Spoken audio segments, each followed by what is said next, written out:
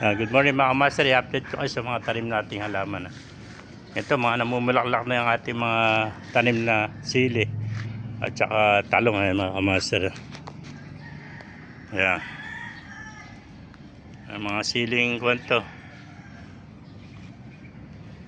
Siling panigang mga master, mga siling panigang. Ayan, may mga bulaklak na. Ayan. Siling panigang to. Ito mga talong natin. Kaya ilang puno beto, nasa 1, 2, 3, 4, 5, 6, 7, 8, 10, 12, 14, 17 na puno itong mga talong. May mga bulaklak na mga kamaster. Yan, ganito.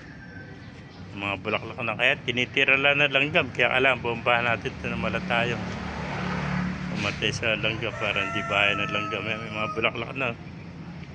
Ito, may mga pabunga na rin tayo sili. Siling konto, labuyo mga kamaster. May mga bulaklak na. Yan tayo langgam. Yan, siling labuyo.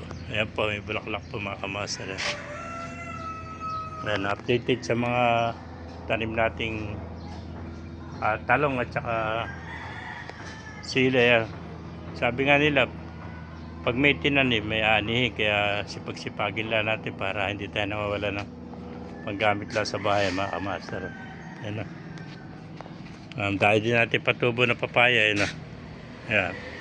Kung sino may gusto dyan papaya, pinamimigay natin yan papaya. Kung kayo malapit dito sa Pulila, punta kayo rito, bigay ko na lang sa inyo. Ay mga master. Pakipalo na lang, pakisarati video para marami makapanood. Kung di ka pa nakapalo, magpalo ka na. Thank you and God bless you all. Mabuhay po tayong lahat.